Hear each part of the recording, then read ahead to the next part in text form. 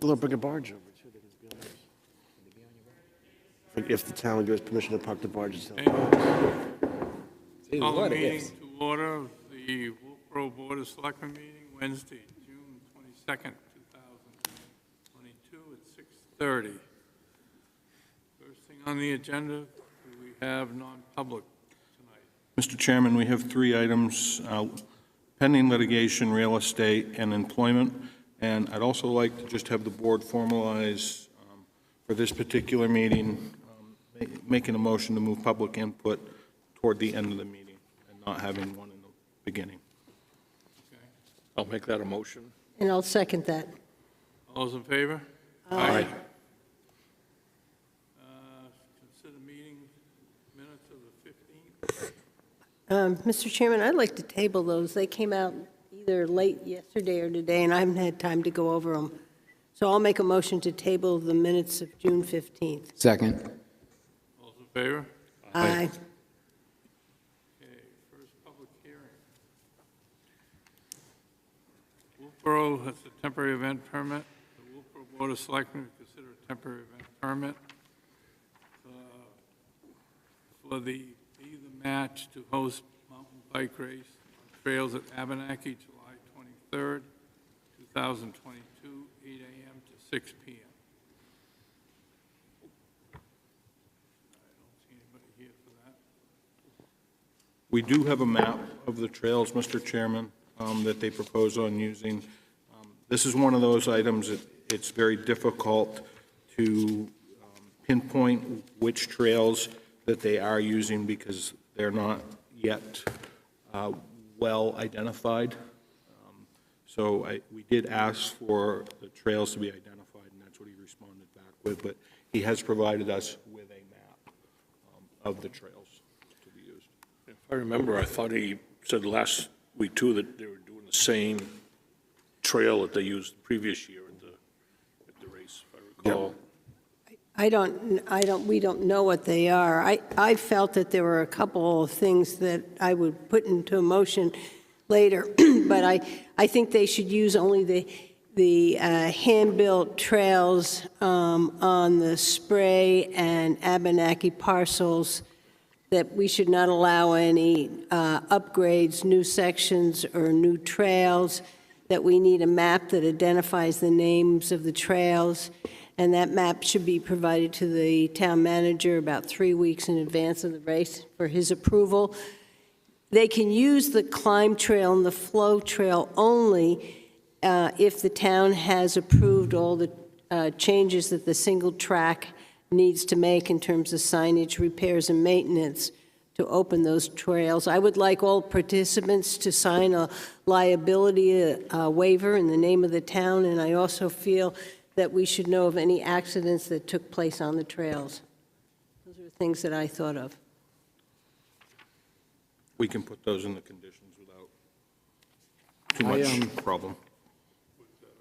I've got a full one if you want me to read it. I didn't know. The only other thing that I wanted to add to that was, do we know that their route is not going to be going through where the spray fields are being used currently? Mm-hmm. He's going to get a map. Yeah, I believe that the map shows the existing trails that they're using, which does not go through the spray fields that are in use. The last 2 spray fields have not been turned on this year, so we could evaluate that climb trail. I think my biggest concern, and I can reach out to them, where the trail comes out at the base of Abenaki, I believe we're going to have to do something because of the snowmaking pipe, which they're going to have to traverse. So they're going to have to figure something out with that so that that pipe does not become damaged. Would you like a motion? I move for the Board of Selectmen to approve the summer race series on July 23rd from 8 a.m. to 6 p.m. under the following conditions. The summer race series can use the existing hand-built trails on the Sprayfield and Abenaki parcels, but no trails shall be upgraded, new sections added, or new trails created. a race map identifying the names of the trails being used must be provided to the town manager's office 3 weeks prior to the race and okayed by the town manager. The use of the climb trail, float trail may only be used after the town has approved the single track signage, repairs, and maintenance required to open the flow and climb trails. All participants must sign a liability waiver in the name of the town, and any injury that happens on the trails during the race shall be reported to the town. Second. Any further discussion? All those in favor? Aye. Thank you, Linda. Next, we have the bulk vote, which is our weekly manifest, and to cut wood or timber, property tax credit exemptions, property tax abatement, and annual exempt property A9 and A12. I'll make a motion to approve the bulk vote, items A through F. Second. All those in favor? Aye. Okay, new business. Approval, level up pickleball rent-a-courts from September 23rd through the 25th, 2022. I believe we do have I mean, this was moved from a temporary event because it was a business. Yep. And so my understanding is that we just need to approve their use of the pickleball carts on those days because they're not a nonprofit. And my understanding is that they have talked to Christine and they're going to pay a fee, and I don't remember what the fee is to use those courts. I believe it's $300. 300?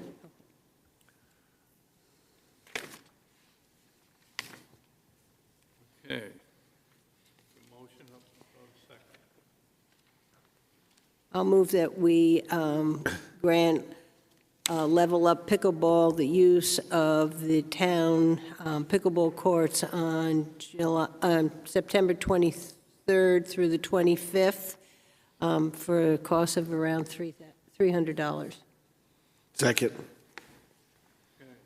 All those in favor? Aye. Okay, we need an approval, capital reserve request to spend highway and solid waste vehicle and equipment. So this request is for $45,000 for the purpose of a horizontal baler. And there's also, it's not written on the agenda, but there's also a request for $60,000 to upgrade and perform repairs on the Mack dump truck. The Mack dump truck has what's called a live bottom floor on it, which means they don't have to install a sander. Unfortunately, that sander has deteriorated to the point where it's not going to be serviceable over the winter. So the Department of Public Works is, we discussed many options, including welding plates in for the time being. It's just deteriorated to a point where it's not going to be efficient to be able to put the steel in. It's $60,000 to replace that body. Dave Ford has just arrived. He can probably speak better to this than I can. And I also believe that Brad Harriman went up and took a look at the body in question and may be able to discuss it as well. Dave?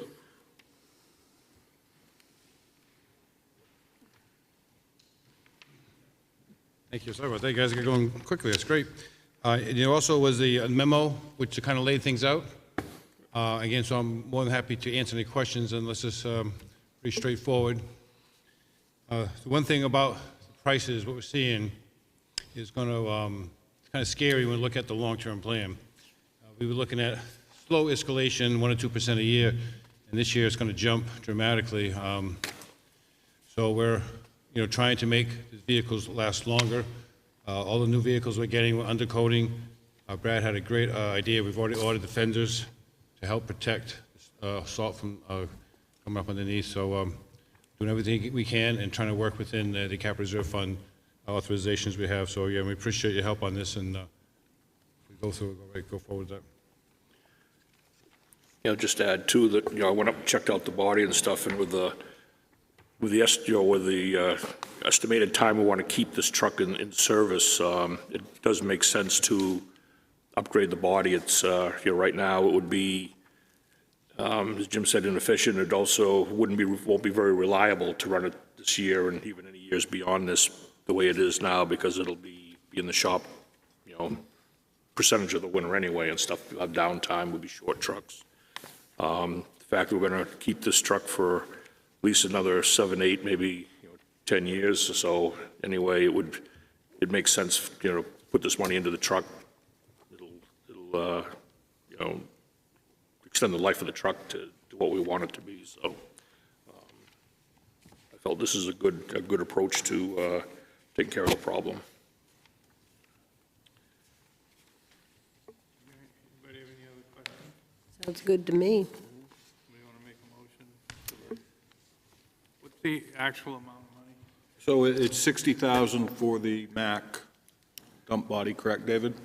And It's, yeah, just under, so I say if round numbers would be 60,000. 50,000 is a quote, Okay. $59,075, but there's always this miscellaneous stuff. So we may round it off at 60,000, I think that'd be good. Okay, and what about the baler?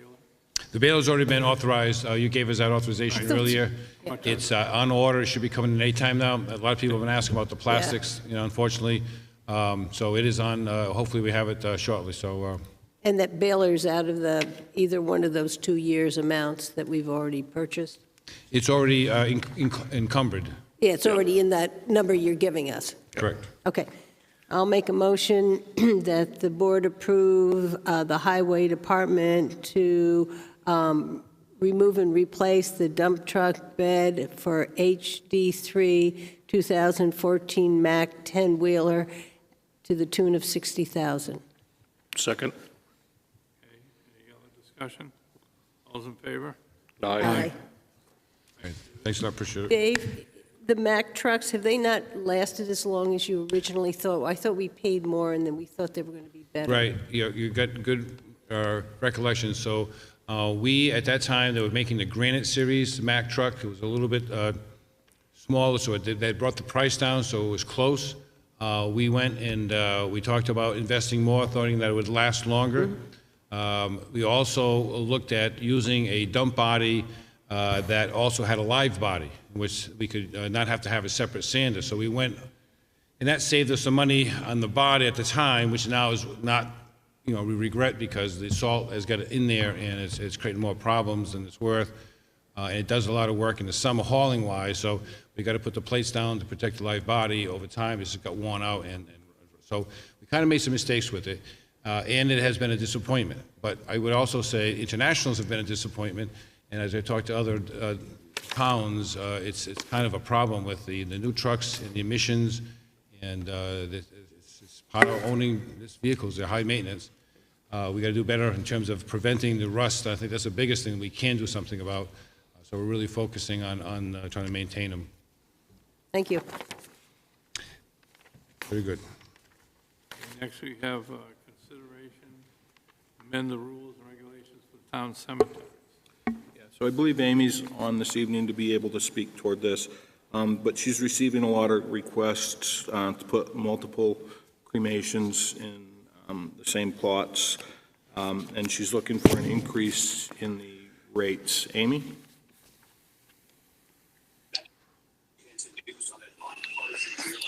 Hi. So this is actually more for lots that have been owned for a considerable amount of time. Perfect example would be Pine Hill Cemetery. We took that over in 2011, and in the recent years, due to rising costs, we have more interest in folks putting cremated family members in lots that they already own. Sorry, I think my TV might be in the background. So in light of gaining some income for our new cemetery software, I'd like to amend the rules to charge $100. Now, comparable communities would charge more than this, but a lot of the highway department actually open the graves. So, where it would be $300, we're not offering that service. So this would just be for $100.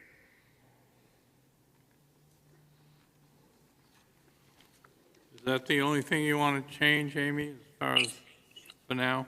Yep, for now. Yep. Okay. Anybody want to discuss that any further? Have a motion? Move to amend the cemetery rules and regulation to include for every interment, including urns, the attending funeral director or family should complete a grave activity report to the town manager's office along with a $100 fee payable to the town of Wolfeboro. I'll second. Any further discussion? Those in favor? Aye. Thank you, Amy. Thank you. Okay, next is approval for commercial vessel land barge permit, Beckwith Builders Barge. I'm going to step down from this one. So this is a request for barge to be able to use the commercial dock at the Libby launch. They've provided all the documented requirements, and this will approve their permit, and it will be issued as soon as this board decides to approve it. Somebody want to make a motion to that effect? Move to approve a commercial vessel landing permit to Beckwith Builders. Second. Okay. I think we understand what this is about. We've had a couple of them. So. All those in favor? Aye.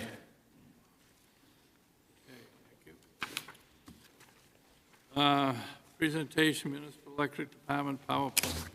So, as you recall, we had the feasibility study of work done at the Municipal Electric Building on Laner Street. Result of that was there was a significant amount of damage which has been identified to the regarding the building, a lot of structural issues. As a result, we pulled in some professionals to look at the building, to give us an estimate on what it's going to take to stabilize the building. You have that in your packet. Basically, to stabilize the building, which would be mobilizing of a general contractor, removal of construction debris on scene, repair the roof so that it's watertight, improve the masonry and develop improvements to make that watertight, general contractor for the project oversight, and markups from the subcontractors is $41,000. That does not include, if we were to move forward with the mitigation of lead and asbestos, the estimated cost of remediation of that is another $65,000.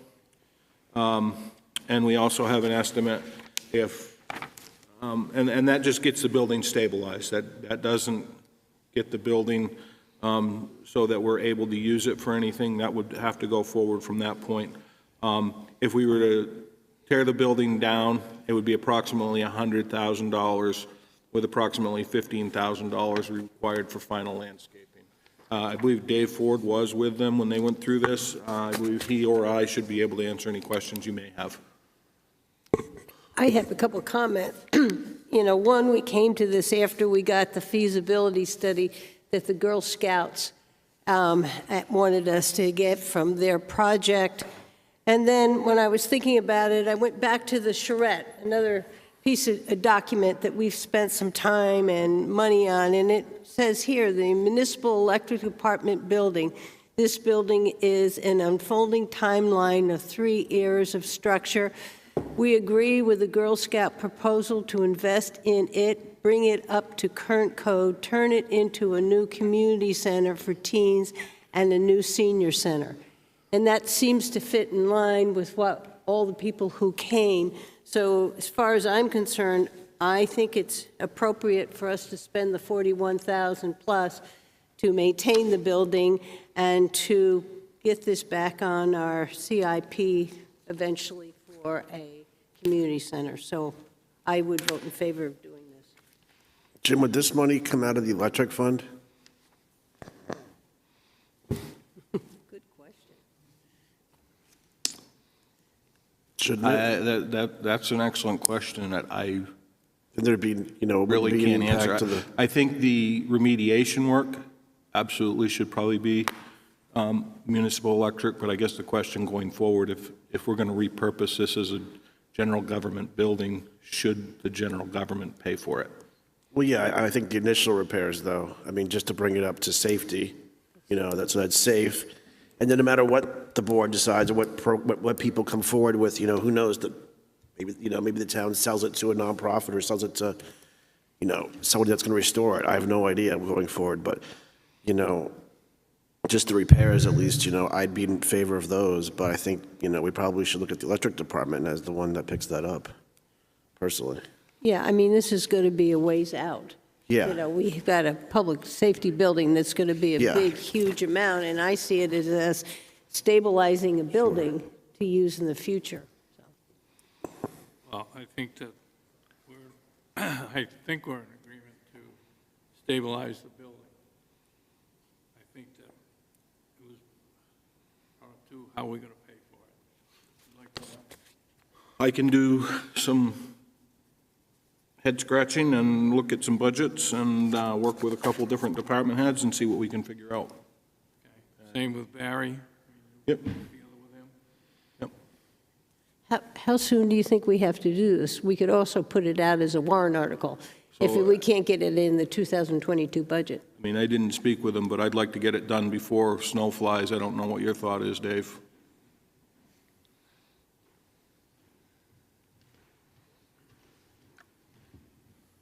I think it's pretty important. What's happening is the roof leaking is continuing to deteriorate the walls. So if we're going to preserve the building, I think the sooner the better. So I think it would be well-spent money because it's not that much. I mean, it's a lot of money, but 41. if, as we discussed, if you want to preserve and keep your options open, and then I would jump on it, and when we have to figure out a way, because it is a municipal electric department building, I would see no problem going after their budget to. Sounds like a plan. Well, they should. They have a lot of assets. It's their assets, so they should have an asset management plan technically, and they should have already been taking care of this. So it's kind of, they fell behind, and because they moved out, didn't mean it wasn't their building. So technically, it should have been their responsibility all this time. As it goes to a community center, absolutely, in the study, but once we found out we have these problems, I think it should be a priority, and we should go after it at least. And we have the contractor, CCI, who've been working with other projects in town. So I wouldn't hesitate, because if you wait until town meeting, now you're at March, now you're into next year, it's a whole other year, and you have another winter cycle. And I thought for sure the building was no good, but the masonry guys said it was, but you don't want to let it go, because the colors on the brick, there's things were going on that weren't good. And if you stop the leaking, you stop the deterioration. So I think we ought to make it a priority. So, I mean, I think Dave and I can work with Barry and the various contractors to get this ball moving, and we can report back to the board if that's what you so desire, so that we can try to find the 41,000 to get the ball rolling. You need a motion for? Is everybody in favor of doing that? Yeah. Jim, can you hear me? Yeah.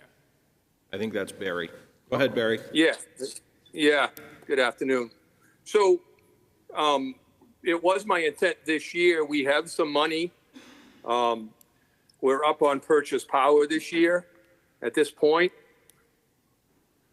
like close to 100,000. So I'd like to earmark some of that money to do it as, sooner versus later. Okay. That sounds good. We like that idea. Okay, so we're all in agreement with Barry's going to work with Jim Dave, and David and see what we come up with a timeline. Right? we'll get it moving. Okay, thank you. Next is a follow-up discussion on outcome of public safety building forum. Okay, so we had a public input session regarding the public safety building. We discussed the 5 years of history that we have working with the architect. And as a result of that meeting, the citizens who were here, who weighed in pretty unanimously that their number one choice was the Governor Wentworth Highway location where the fire department substation is currently located. The second option was to keep them in the existing facility they are now and rehabilitate that and build out. The third option, which I think we just heard now isn't really an option, would be to move to Laner Street, tear both the MED and the community center down and put a police station there. The fourth one would be to move them into the MED building with an addition, and the fifth one was North Main Street. As a result of that meeting, we held a public safety committee meeting. We actually had the chairman from the Tilton police station attend virtually, talk about the process that they went through. The committee unanimously felt that we should move forward in 2023 with the Governor Wentworth site for a police station. We also have received a significant amount of emails from individuals who are not in favor of that location. And we've also received input looking for us to slow down and study it more. I think the police chief feels very confident that he is able to provide an adequate service to the community from that location. He feels it is, without question, the geographical center of town. He feels that his officers are on the road, therefore they're going to be in the downtown corridor for the most part anyways, and he identified an advantage of less amount of time for transporting prisoners to the jail. I guess at this point what we'd like to be able to do is hear from the Board of Selectmen if the board would like to follow the committee's recommendation and try to put this on the 2023 warrant at the Governor Wentworth Highway location where the fire department substation is located, or if you want us to continue to study further. Just to add to that, that as part of the 109 East location, it would also still be a fire department substation at that location. It's kind of in a corner and would be large enough to house the vehicle that's there. It would be a Morton-type building, not a brick building or anything fancy, but certainly sufficient size-wise. So that would be part of that whole project.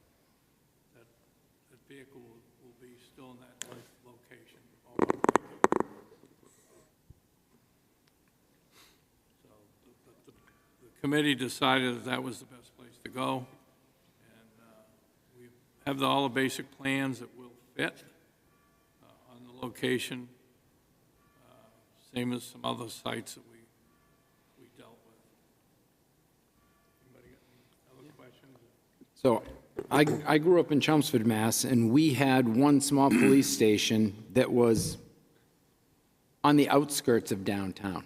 When they built a new police station, they put it almost on the Lowell line, and it's quite a distance from a lot of South Chelmsford and some other locations.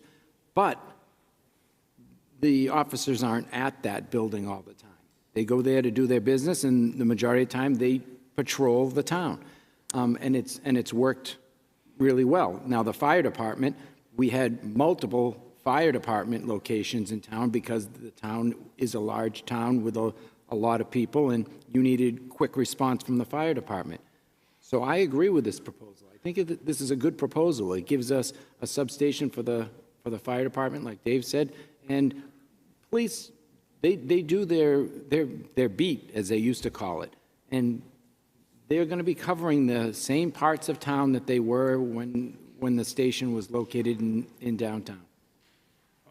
If you look at a map of town, and you take North Line Road, 109 East, that intersection, and you put I go by geographic center, meaning where is the largest population? that is, well, geographically, that's the. Yeah. We know that the largest population is in our docks area and in this area, and they will be a little bit further than that, but that's okay, because Yeah. they're not going to be at the station. They're going to be patrolling the same areas that they always patrol. That's what Dean kept stressing at this last meeting in particular. And I think Tom was there. He had no problem, I don't think, because he's going to get his vehicle. Solves all of our problems. Yeah. And I can emphasize right with you guys of what the town manager said. Our officers are on the road, they're in each sector. We do our shift changes, we do separate them so they're not all at the same time. So the purpose of that is not everybody's in-house at the same time. We still have officers out on the road. So If we do that, and build the police station and communications, we can move them to that location once it's done. And then we have a situation with the existing buildings that can be renovated at that time. So it works out better for everybody, I think. The only thing with the fire department is going to probably be a year or two before we have a complete set of plans as to what exactly is going to happen up there. We have some options of 4 new bays. We have some options of tearing off some of the bays that are there or use them for storage. So there's a lot of options that are going to will happen up at the site now, in the future. But the first thing is to get the police department and communications out of the building that's there. So, and again, they were certainly for it. My question is, or my statement is, we really haven't brought the cost down. By the time we do this and do that, we're still looking just about 16 million from the amounts that were stated there. So I think we need to still look at cutting and see if we can cut some of the square feet back, because I think that is a large nut for us to get over with the voters. The other thing, and I think Suzanne brought it up at the meeting, was it would be nice to have the comparison of operating costs, running one building or running 2 buildings, and do some estimates to give the voters some. I'm very comfortable going with the one on 109, but I think there's still information that we need to get in place, especially if we think we're going out in 2023. I don't think it's all here, so. One last question.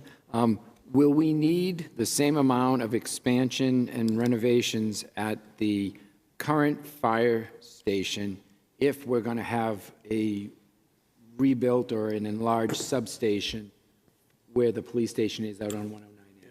Yeah, the square footage of the fire department really has not changed a whole lot since we started this back in 2018. It's pretty stable at this point. But The question is, when I was in the fire chief's position, we were not even considering anything with the substation. We are now considering something with the substation. The initial proposal that came forward for the substation was $2.7 million. That's not going to happen. We know that. But I think we can figure something out to make these 2 buildings work together so that the north town of Wolfeboro has fire protection and work out of that same facility. It's also allowing because we're doing it this way, or we're proposing to do it this way, the fire department will do a two-phased approach to the renovation. So there'll be the renovations of the brick building, which is the administrative portion. There'll be some modifications to the existing bays, and then, down the road in 2028, 2029, whatever, then there'll be the phase 3, call it, which will be the rehabilitation and maybe addition of bays at the South Main Street location. So it would kick some of the money of the total down the road when some debt service starts to fall off.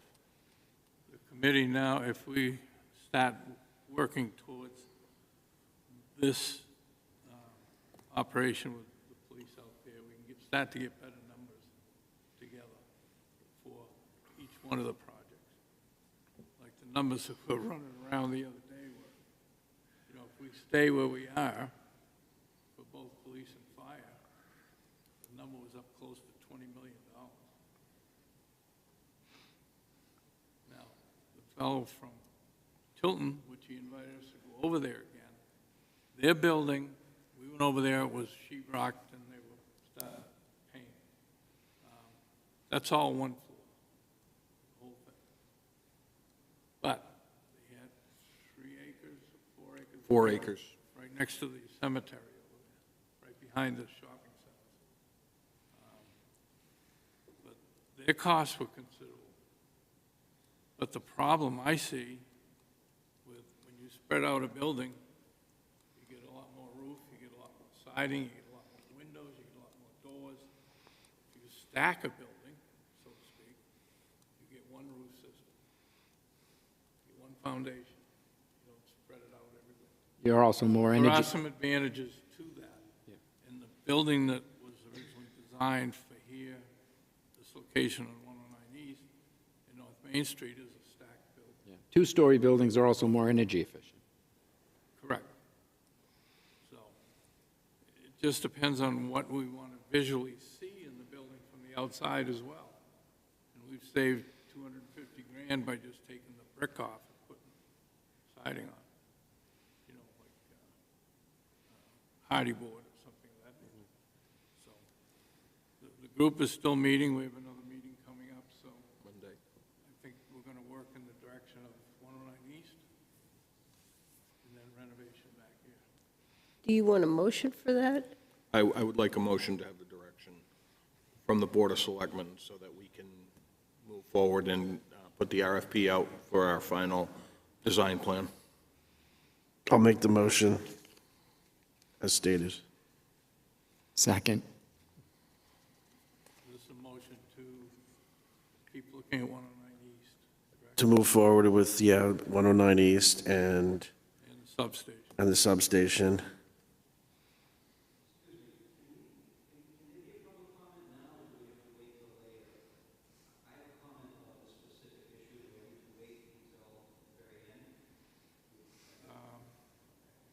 It's your discretion. I mean, we've generally, when we've had people here and there's something we're talking about, Yeah. we generally Pick 'em let up if people you come want. in.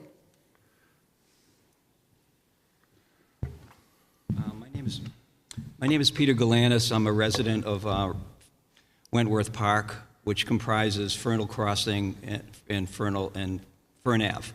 And we have about 40 residents, and I sent them the YouTube video from the subcommittee meeting, and at least 5 of them, 3 of them are full-time residents, the other 2 are seasonal residents. They all were concerned about the police department being 3 doors down from our road. Okay, and the usual reasons, environmental, because of Fernal Brook, it's one of the main tributaries filling up Lake Wentworth. We were concerned about traffic, and we're also concerned about a physical presence of the building being located in town near the schools. You know about the school shootings, obviously. We think that it should be located right in the center of town. If we're at the geographical center of Wolfeboro, I don't think we're at the population center. So every letter that was sent to you and the chief of police and the fire chief expressed concerns, okay? And I just was asked to come here to let you guys know what our concerns are. That's basically it, okay? We think that the presence should be downtown. That's where the facility should be. Thank you for listening. Okay, I can answer one of your questions right now, Okay? and that has to do with environmental issues.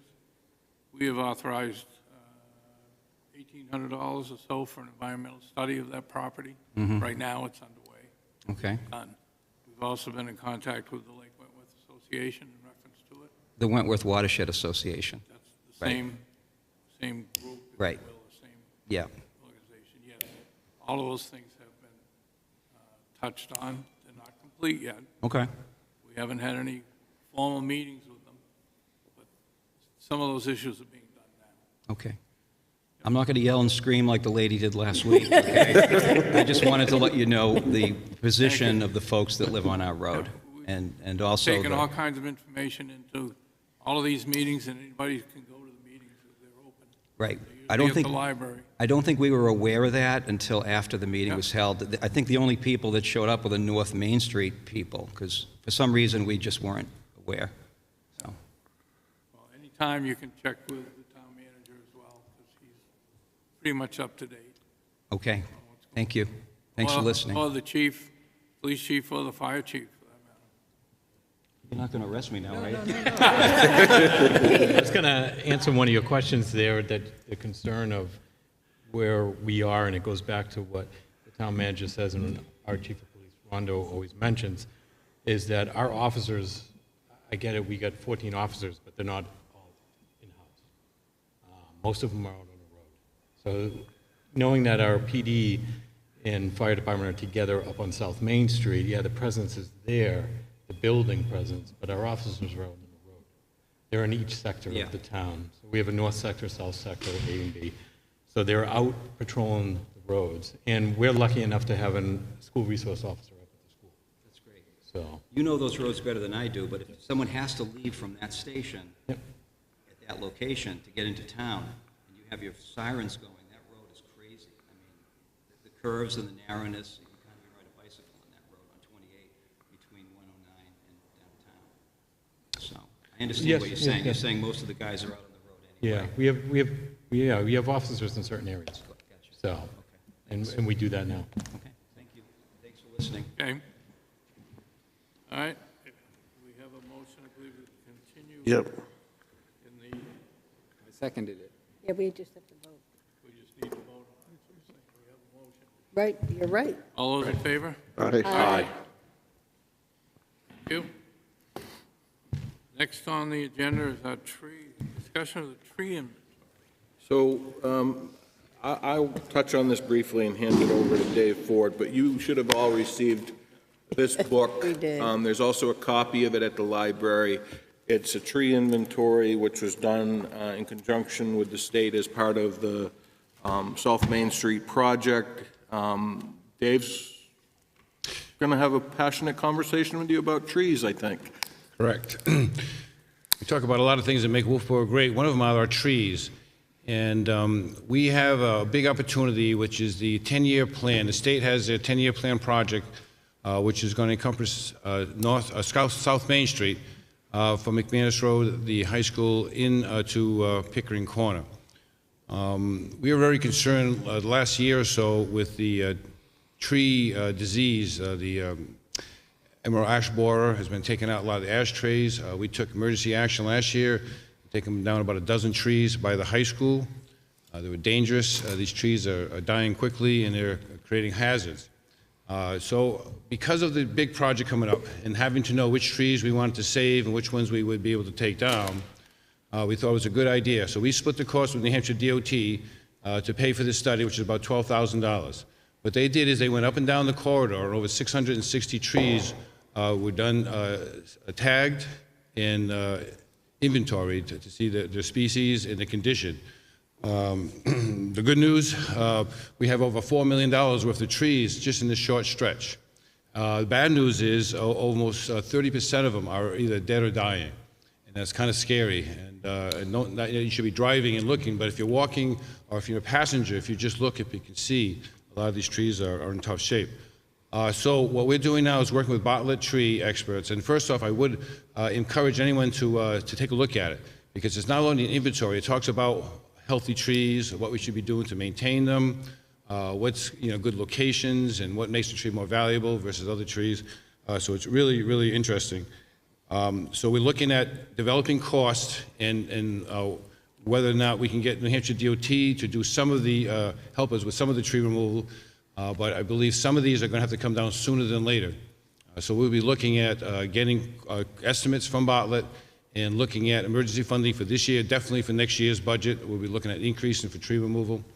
The other thing I'd like to do, because the problem is not only in this right-of-way, it's also on our town beaches and town parks. We had a beautiful tree died on us this spring at Cape Park. We have another one that's diseased and is going to have to come down. There are other great trees that are okay, but they should be protected and make sure that they do not, if we can maintain them, take care of them. So we're looking at a budget for next year's to expand the tree inventory to the parks and beaches. I'll be working with Christine on that. We'll also be looking at the cost to remove these trees and working with New Hampshire DOT. And then the steering committee, which is, so we're trying to get back on. We kind of had a setback with the pandemic and DOT with other priorities. We are getting scheduled. In that steering committee, we do want to get public support on these trees. And when we come back to rebuild the road, how do we want to bring the trees back in, and what type of trees and their locations. It was pretty interesting. Kirk Titus went with me, and he was here, hard to believe, 50 years ago when he planted a lot of these trees. He and Bill Swarfield, when they were young tree wardens, they had planted a lot of these. So these are right on the edge of the right-of-way. Some of them are on private properties, but were planted by the town, and they all going to have an impact on us, so we are going to have to deal with this. So again, it's very interesting. And when we talk about asset management planning, it's very scary when we do the inventory. The water system and sewer systems, we found out how much we own, highways. Now we're just looking at trees and looking at just one short stretch.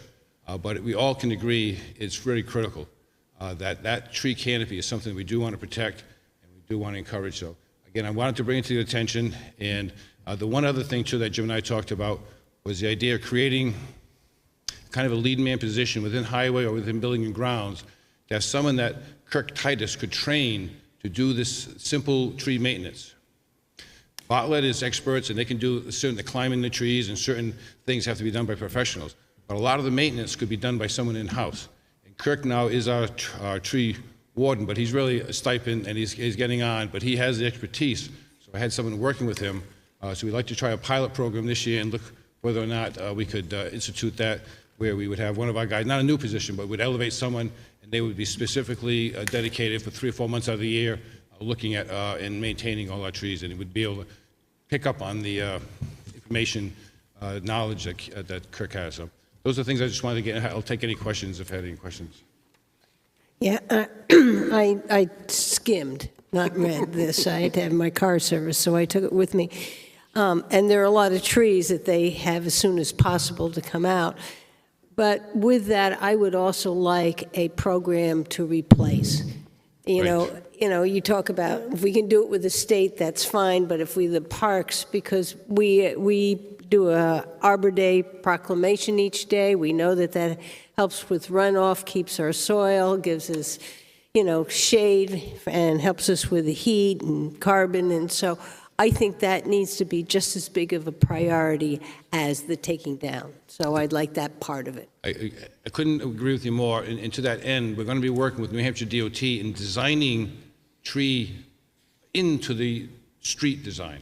Mm-hmm. So instead of it being an afterthought, we're just plopping them in, it's going to be thought of. So we really want to have that complete street so that we can have the trees act as stormwater treatment and make the tree wells can make sure they're protected.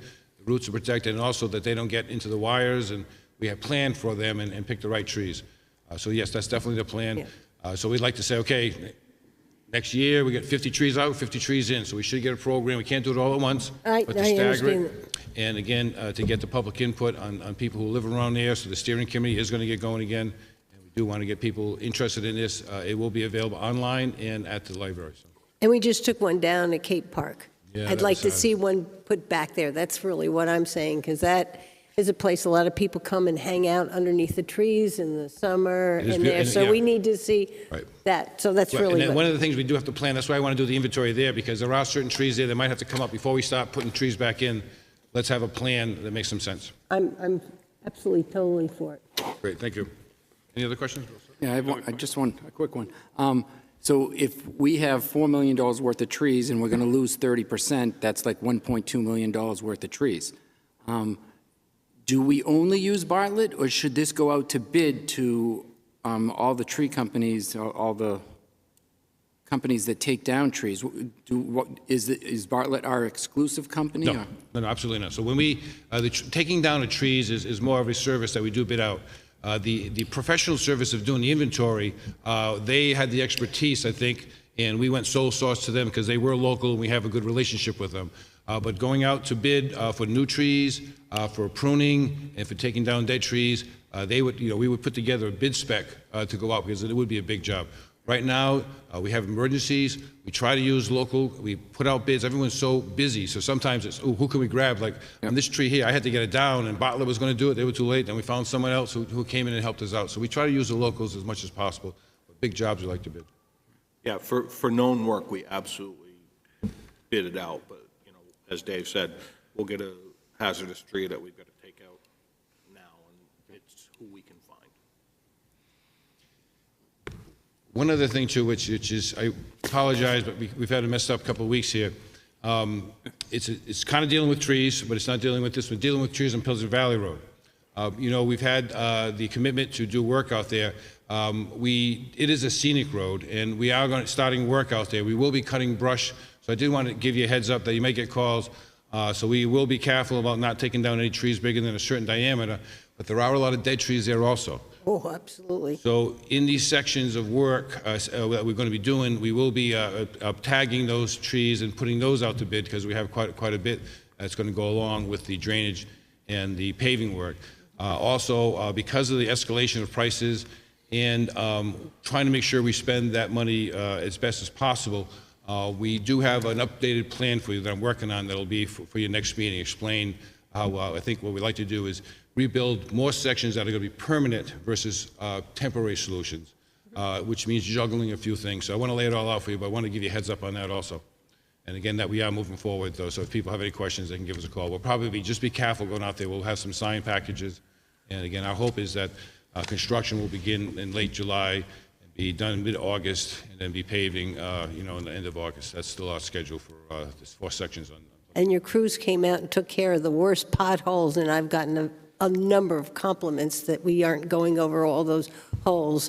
And I saw them out there taking the brush from under the power lines, and now you can see the stone wall. Yeah, So, we're getting you know, there, yeah. Okay, thank you. Thanks, David. Next on our agenda is discussion of ordinance for EV charging stations. Somebody, believe- Nancy isn't here. Brian, will you be able to speak to this if I put it up on the screen? Maybe. Nancy said that she asked to be put on the very end of tonight because she had PT and she wanted to be here to present. same with the signs and stuff. Correct. All right. Next, we'll move to the Mave Budgets. Okay, so I'll quickly go over the budget report for you. Casey is not back. She should be back next week. So at this point, we're 5 months through the year. This is the end of May report. We should be at 42%. We're actually at 48.4%. Revenues to date are at 6%, but tax bills have been sent out, so those revenues should be jumping up here shortly. Water fund, 33.2% expended. Municipal electric fund, 55.8% expended. Sewer fund, 35.7% expended. And Pop Whalen, 51.3% expended. Revenues for the water department, 14%. Water charges are at 40% at this time. Municipal electric, 44%. of revenues. Sewer fund, 11%, and we are at 30% of sales. And Pop Whalen was at 62% revenue when they closed out the season before the arena shut down. So that summarizes your report. You should have also received the summary page, which went through each budget, and then the detailed report. For all intents and purposes, we are in, I think, pretty good shape. Any questions about that? And I'd like to tie up a couple of loose items as far as finance after this. Nothing? Okay. So, fuel. Something that I know we've all been expecting. We went through bids. We've received our fuel bids. I just need to find the right document. And we actually were able to get somebody to lock in for propane, for diesel, and heating fuel. However, we were not able to get anybody to provide us pricing for gasoline or kerosene fuel. So with that said, right now, Irving has provided us a bid of $1.79 for propane. The only competitor that we had came in at $2.37. So over the course of a $45,000 worth of propane, if we stayed with Irving compared to the competitor, it's an $11,000 difference. So I think it makes sense for us to stay with Irving for that. Heating oil, we locked in at $4.70 a gallon. And diesel fuel, we locked in at $4.97 a gallon. So, you know, at the end of this, I mean, for diesel fuel, you know, last year we had a budget of about $122,000. If everything's equal as far as gallonage, next year or over the coming year, we're going to be looking at $205,000. So a significant increase.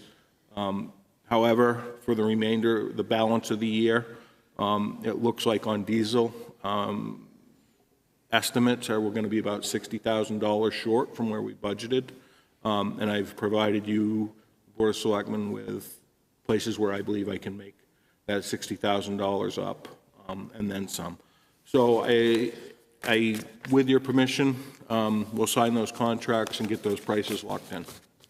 Once we lock them in, if the price of fuel goes down, we still pay this price, So unless there is a clause. correct. So there is a difference. We can, because we do have access to what's called WEX cards. So if all of a sudden diesel fuel drops significantly, you know, we can purchase diesel from a different provider. Okay. But the heating, yeah, we're locked in with the heating. You know, we're kind of getting into that season shortly anyways. Yeah, sometimes they'll let you, they'll cap it going up, but if it goes way down, they'll let you out, and they put that in the contract. That's why I asked. Is the heating and the diesel, both, are those all with Irving also? Yes, they are. So Yeah, they are. And what did we get on the gas? Is it So nobody, cost plus? nobody would respond to us. They didn't respond. Usually they'll give you like a certain amount over rack price. No. Yeah. The incumbent provider for heating oil didn't even respond, and they're the ones who provide us the gasoline and diesel. I believe we'll still be able to buy the gasoline from them. It's just going to be what it is for the daily price. Yep. So we're still working on that one. You want a motion? If I could get a motion to let me sign those contracts, that would be great.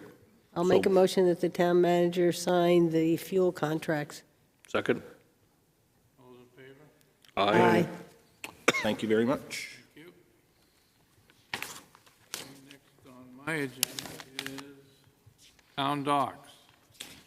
The docks A through G. So Amy has put together a signage package that would put signage on the shore side, identifying docks A through G, and the same thing on lakeside, A through G. She's securing pricing for that now. I have no issue with it. Dave had no issue with it.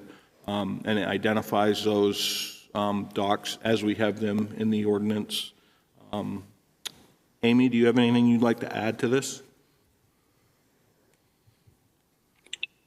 Not really. I mean, part of it is nice to know what docks are what, and another feature of it is for safety reasons. We do have the dock attendants working down there now, so that's kind of evolved out of that. And the signs, I've been looking everywhere, but I think I'll be getting them custom made by Harriman signs.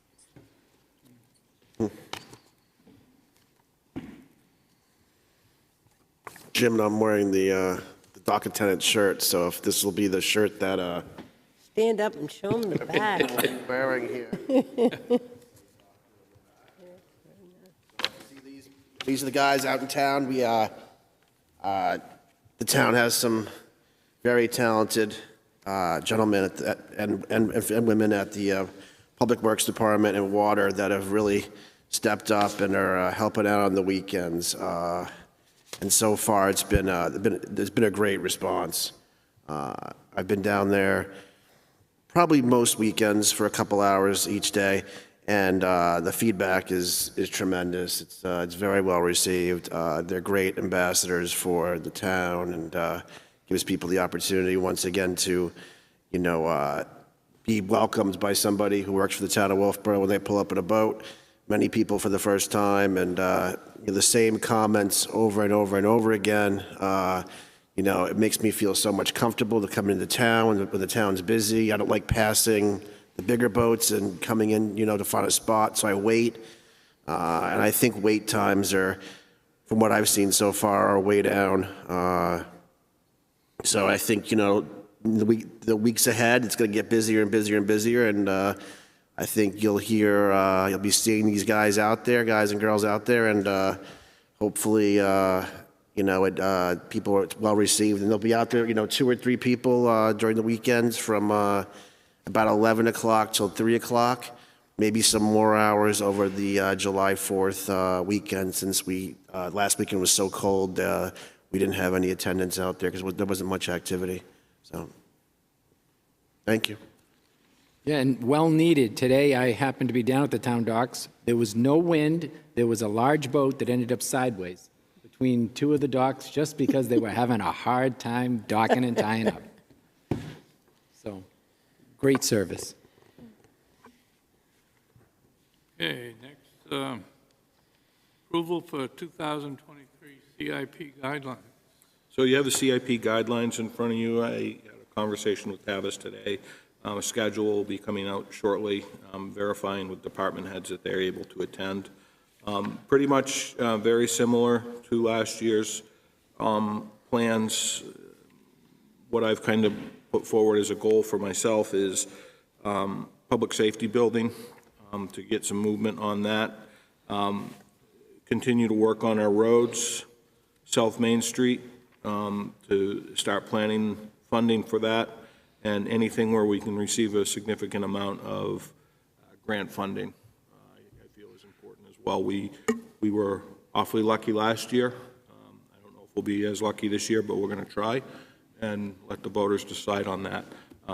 Any questions relative to the CIP guidelines? I just have one. I would like to suggest that number 9 go under number 1, and that's the ones about the grants. Okay. Because I think that's important for when the department heads think about it. That should be. So just relocate. Just I'd like to see relocate it. that I think relocated as all the number rest 2. of them are great. I think it all Okay. sounds, but I just thought that would kind of flow better underneath We'll 1. get that taken care of. And then once the schedule is produced, I will forward it to the board. for your knowledge. Anything else from the CIP this time? No? Planning board? We're not in a public comment yet. Quite close. Okay. Any other business? Yeah, we wanted to talk quickly about the Bridge Falls path lighting here. As you recall, Barry came and did a presentation to us, the lighting options and stuff. The planning board talked about it in their June 7th meeting, I believe it was, and stuff. So we had discussion on that. Kathy sent out a letter to Barry on that. Her letter basically said that the planning board definitely wants to go dark sky compliant, which is what we also wanted to do here. One thing in her letter that said, though, was that they were unanimous in wanting to go with a pendant light there. And I didn't recall that. I know there was a lot of discussion about it, and we didn't really have a vote on it or anything, but some of the people wanted the pendant, and I know I wanted the other style that we had talked about that matches the lighting that we have downtown.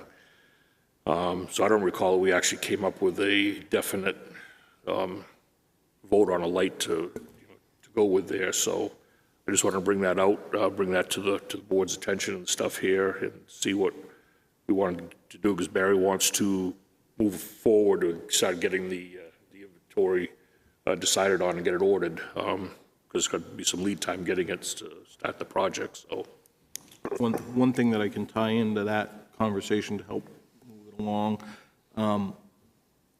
Barry is meeting with the light distributor tomorrow.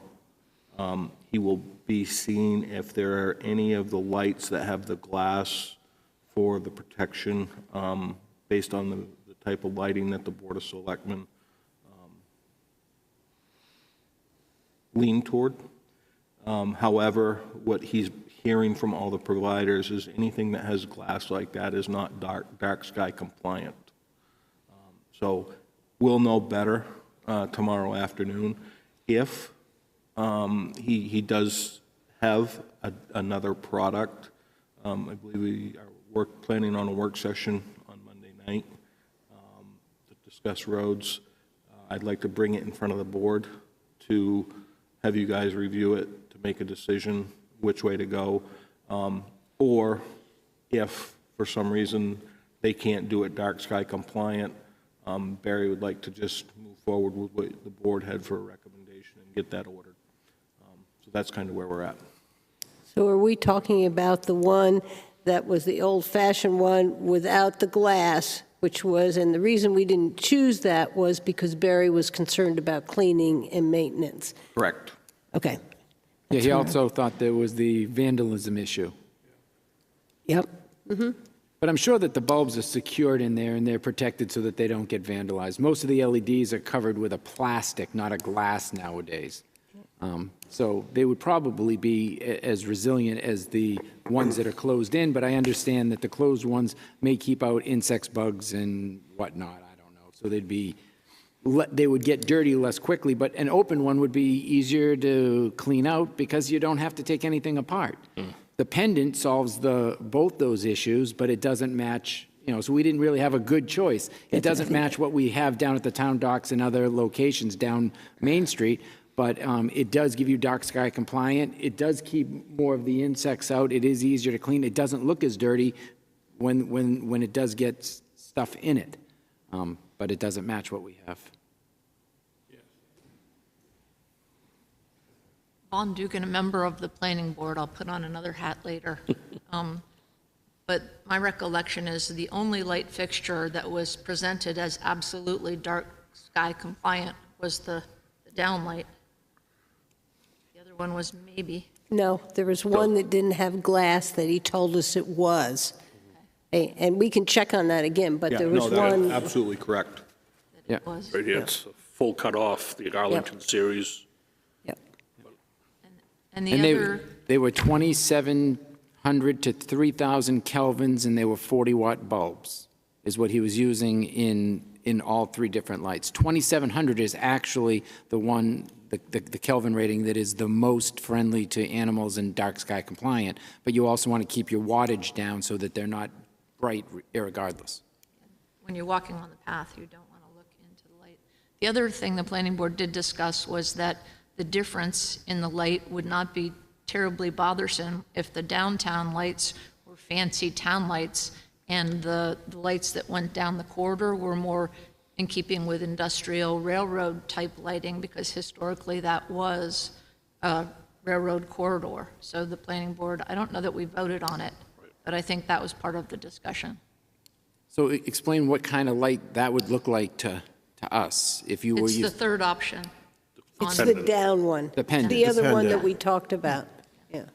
But it sounds like Barry is going to find out from the suppliers what's available. So Barry's going to find out if And that then- Arlington series has glass around it or not. And I think that's the direction we're going to head, because that was kind of the direction the board kind of seemed, unless you want to revisit it. We'll have more information That's where we were heading. 27th. Yeah, yep. I think Monday. Paul wants to say Yep. something else. ahead on. Now I've been directed to put my Heritage Commission hat on, and we at the Heritage Commission discussed at our last meeting that it would be appropriate to have the railroad-themed downward light go along the corridor because it was an industrial area. Thank you. All right, committee reports? Brian? Committee reports? We had a wonderful, almost. Wait, I EDC meeting. had something with other business. Oh, go ahead. Are you doing Not committee? now. Okay. I thought we were still on. Okay, Can I? I am concerned about the stamp logo that's been put on the new lamppost down at the dockside docks.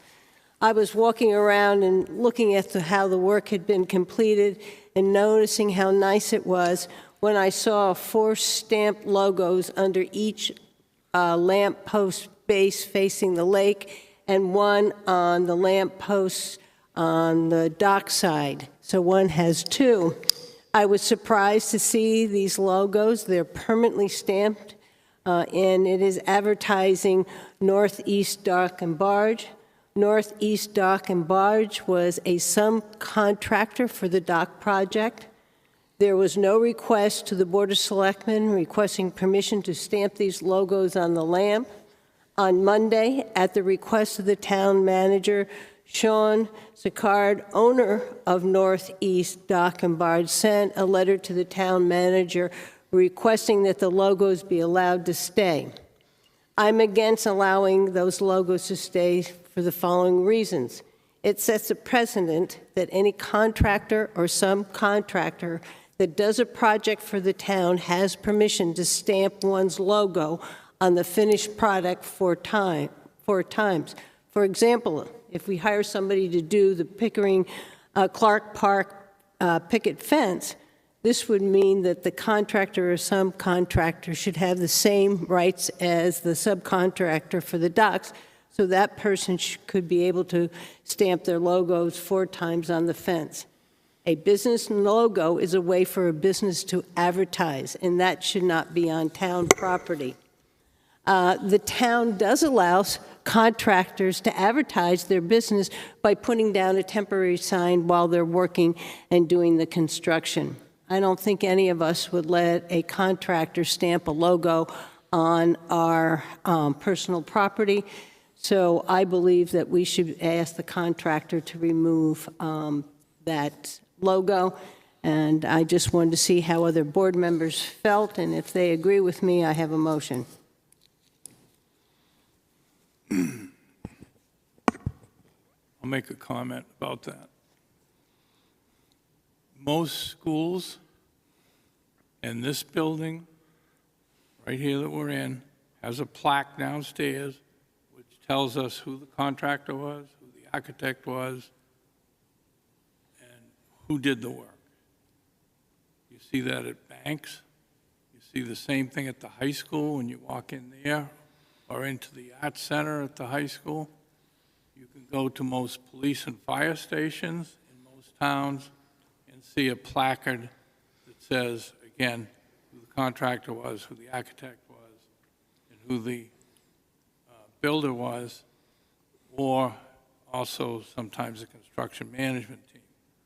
The name of those, all of those people are on these buildings. I saw those burned in. They're like a cattle thing that you burn into. We had them at Fred Viney Company too for equipment. So I don't know that I really have a big issue with it. If the board wants to have them removed, I will vote in favor of that. But in most places, you will find these particular plaques on buildings or wherever, in different places. We see it, we have placards in the parks for certain trees that are donated to certain people.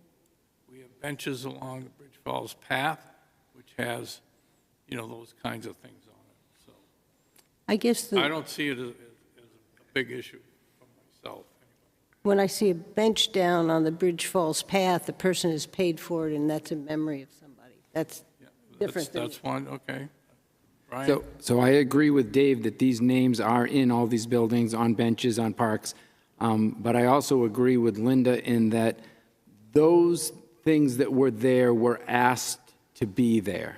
That's the difference of what has happened in the past and what seems to be happening more and more nowadays. People kind of think that they can do what they want to do and then apologize later. If he had come to us and said, can I mark 4 lampposts with my insignia? I am very proud of the job I did here. We might have had a 3 to 5 votes that said yes. We might have had a 3 to 5 vote that said no. But he didn't ask. Parlaying on top of this, I've talked to Linda about this. If we do remove those markings, I would love to see some outlets on those poles so that we have a potential to have power in the parking lot if we need to. We have power down the ends of the dock for our bubblers and stuff, but if we ever needed power right in that dock area, there is no electricity. You'd have to run extension cords 150 feet down the docks. So if you're taking the boards out anyways, we probably could install outlets there. And my one other thing is, it's one plaque that's paid for by the, usually, I think we paid for, or the Friends of the Town Hall paid for that plaque to be in the hallway. The same thing with the plaques. It has usually the people who are on the board at the time, who the contractors are. I guess I'm with Brian in the fact that it was just stamped there. And maybe if it had been stamped 1, I wouldn't have noticed it, wouldn't bother me as much. But it's there 4 times. And I don't think we have 4 plaques in any building. So that's my concern. And I think that if we don't, then I don't see how we can stop anybody else from stamping it on other places. So I'll make a motion. If I get a second, I do. If I don't, we'll leave it there. I move to have the town manager send a letter to Sean Sicard requesting him to remove his logos from the base of all the lampposts on the bench area of the dockside bay docks. Second. Any further discussion? Yeah, I hadn't any comment yet on this. I kind of agree with Linda and Brian on the part that the fact that he didn't ask up front on it to give us an opportunity to weigh in the beginning is the kind of the issue I have with it. If he had the beginning, I'm not sure how I probably would have been in favor of it and stuff there, but the fact that it was just done without the permission and stuff, and I would worry about a precedent being set that way too and stuff. So that's why I'm going to support this motion here. So. And I agree with Brad. We might have said, hey, yeah, you can have 1 nice big one. You can have 2 on each end or something. Should have given us the option.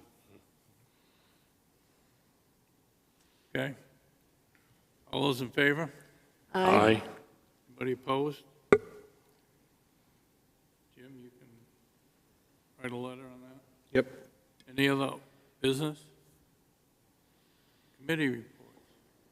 So we had an EDC where we are waiting for a vote change to have a new chairman.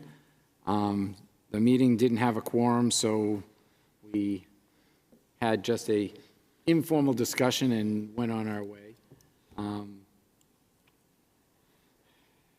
other committee meetings? Energy committee meeting, we're finally going to be, hopefully, getting the EV chargers. I had a call today that said that the EV chargers can be operated.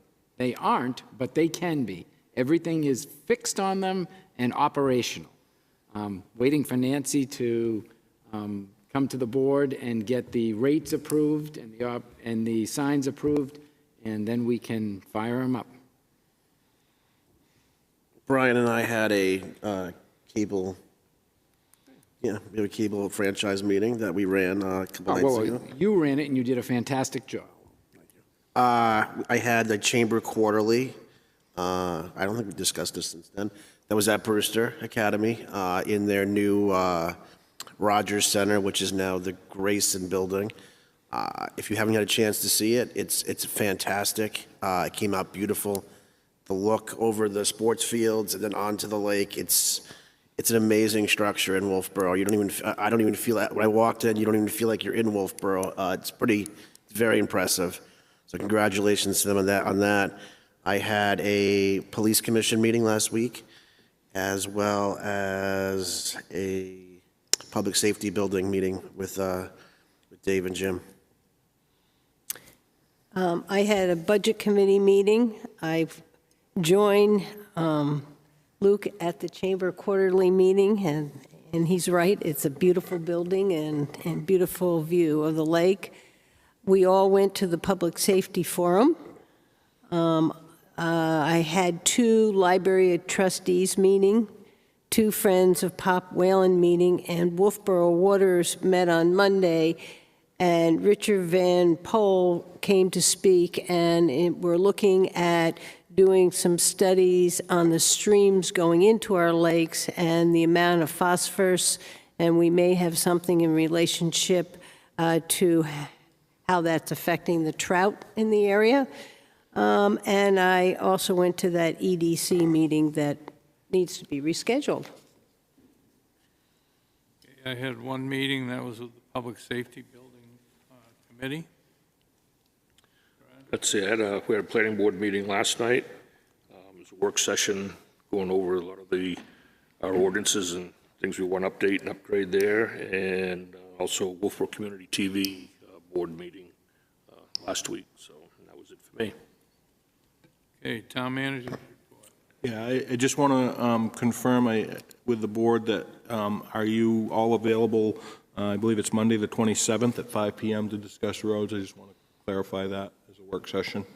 So we'll talk about the approval of the warrant article to bring on a new staff member, a new vehicle, and a procedure for taking on roads. We've received several requests. So we'll be moving on that. Dave and I will be in attendance of that meeting. Luke, Brian, thank you for filling in for me for the Cable Franchise Committee. That was great. Public Safety Building, we got multiple meetings done there, moving in the right direction. Short of that, just continuing to plug away. And we did receive, and I believe I sent it to you, the Budget Committee schedule for 2023 season. I anticipate the second week in July, or second meeting in July, having the budget guidelines to you. And the last week in August, department heads to have their budgets into me, and I'll begin review to have them done in September. So we're getting to that time of year. That's it. Okay, any questions from the press? At your last meeting, I had decided to cover the naming of the trail at Harriman Hill that connects to Route 109, and the trail was named after Edie Damaris. And so I chose to do that, and I was going to listen to your meeting the next day, and then I discovered that the meeting didn't go quite as planned, which is regrettable. And I'm just wondering, I understand there were a lot of people in the audience. Was everything that was on the agenda moved into this agenda, or there's still more to come from that meeting? There's more to come. Okay. The, I was thinking, okay, go ahead. the public hearing for the bike trails at Abenaki and the spray fields were not covered, and that's on the July 6th agenda as a time certain. Okay. Okay, thank you. Okay, That's now it. we're into public input. I have one thing. Can we move Nancy to Monday night, or should I just do it now? She hasn't made it, and I haven't gotten a response. Board's discretion. Board's discretion, what would you Do like it. to do? Why don't we wait till we have some public input if we have any?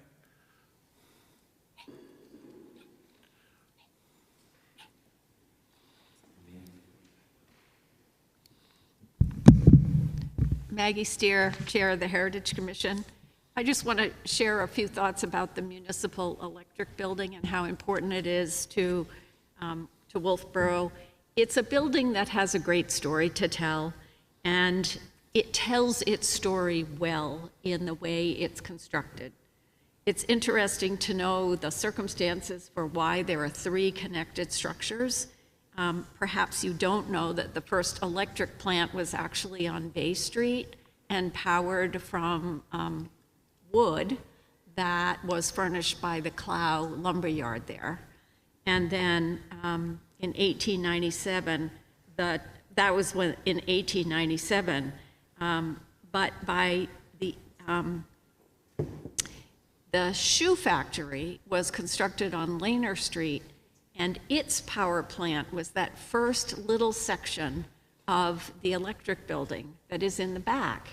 And there was a spur line running from the roundhouse, where the condos are on Back Bay, all the way over to behind that little building so that coal could be delivered to heat the shoe factory. It burned, it was reconstructed, and the town took over the building for its first power plant after the second fire and added the middle building to generate power in the 1890s.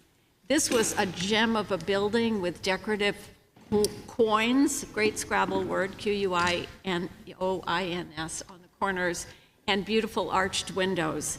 And that building is still there, although it got covered on the front in 1937 when a new electric building was needed because the old building was too small.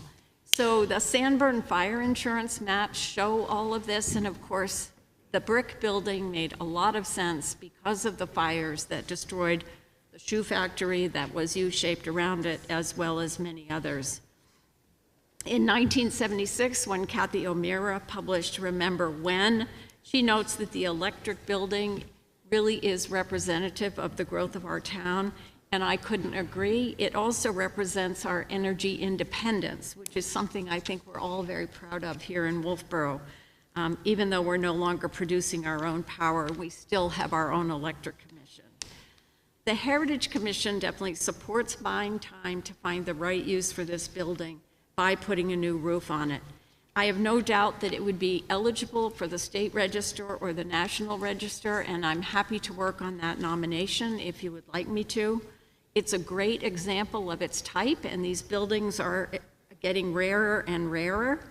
And there are lots of buildings, even in our little town, that have been successfully reused from the original purpose. Churches, schoolhouses, railroad stations, and freight buildings. There's also the opportunity to, if it is listed to the National Register or determined eligible, to get either Moose Plate or LCHIP funding for this. And finally, Linda mentioned the charrette, and there was a lot of discussion about the 2 buildings, not just the electric building, but the community center as well. that has been changed to the point where it no longer can tell its story as an old fire station.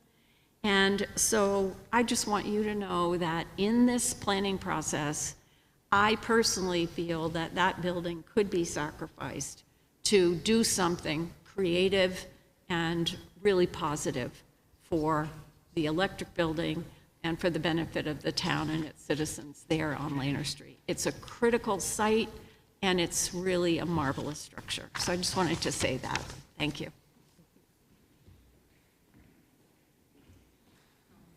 Von Dugan again from the Heritage Commission. We also discussed commemorating that fire station, perhaps reusing the horns on it, even if it's just symbolically, and perhaps mentioning inside the new building, whatever it becomes, the history and reference to the old fire station. Perhaps some old postcard shots or something of the building so that that's commemorated that way.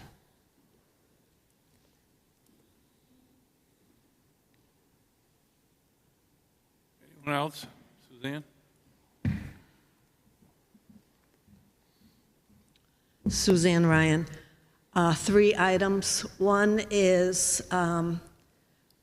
Pinio, could you please tell us the results of that vote for the police and fire, the survey that you took? You said it was one time you said it was a close 1 and 2, and then tonight I believe you said number 1 prevailed. But just out of curiosity, what was the count on that? Go ahead with your other items. I find it in my file here. I've been asked that question. I said, I don't know. And while you're looking, should I continue on something else? The newspaper and news within the state of New Hampshire and probably around the country has talked about the increase in energy gas, not gasoline, and the perspective of electricity rates in the state of New Hampshire going up drastically. I know, or I recall, that we have a contract, and I'm wondering if that contract, when it expires, and are there any escalations in there that would affect what's happening in the nation to us? I mean, we've got a great contract, and I'm hoping you're saying it's going to go to 2030, but what, does anybody offhand know what the situation is with that contract? I believe it is a 5-year contract, which went into effect in January 1. I agree. To what year? January 1, it went into effect for 5 years. So we are first year of a 5-year contract.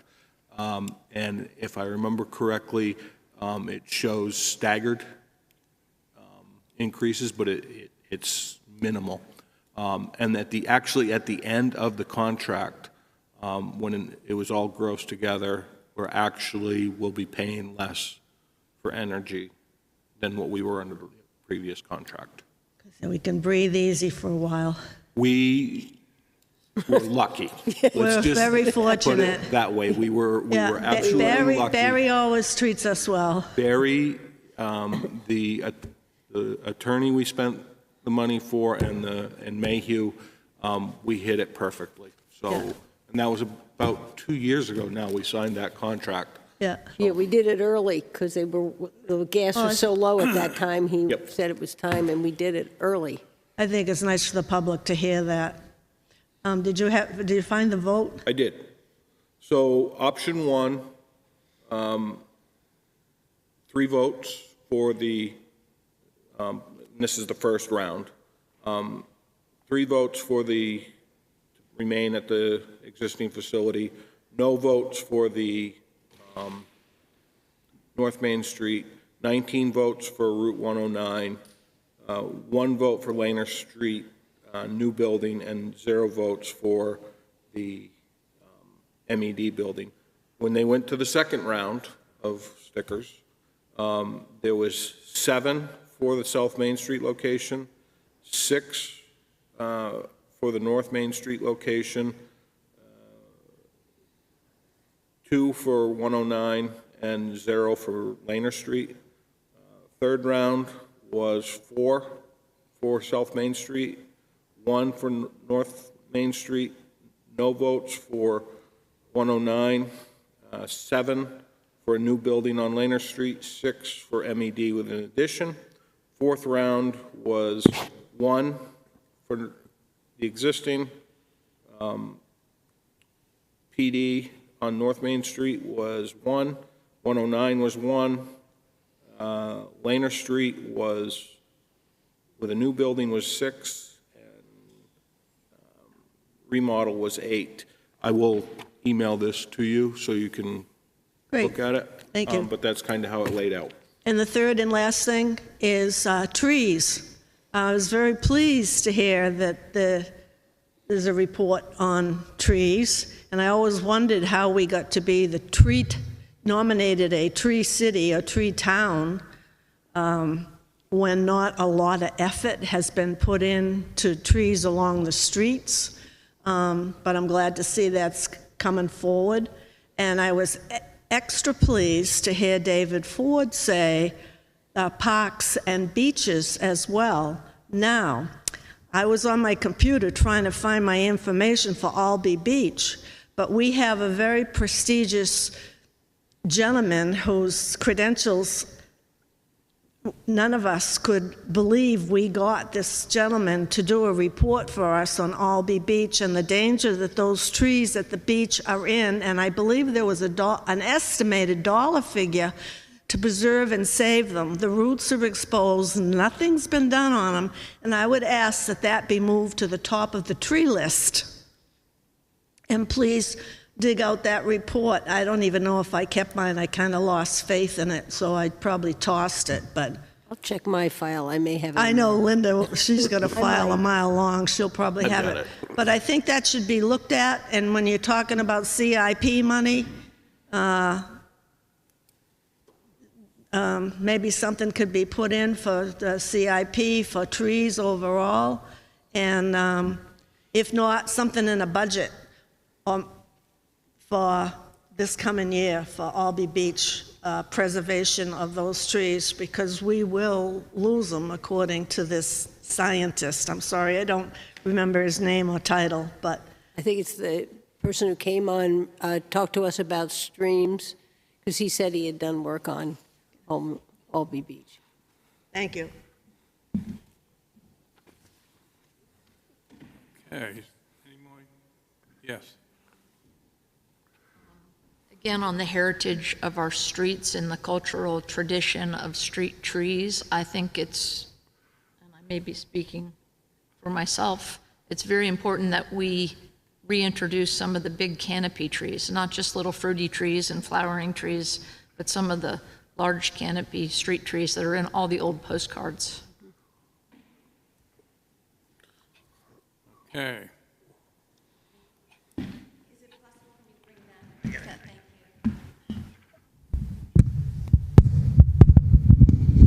Jim, are you able to show the presentation? Yep. Great. My name is Nancy Hirschberg. I'm chair of the Wolfeboro Energy Committee. Thank you for having me here tonight. I'm here to talk with you about the EV chargers and get your permission on 3 different things. About 2 years ago, in 2019, I guess it was, the master plan was approved, and for the first time we had an energy chapter. And so the work of our committee is really based on that. And there were, I think, 7 goals, and we're focused for this year and last year on 3 of those goals. The first one is the municipal energy use.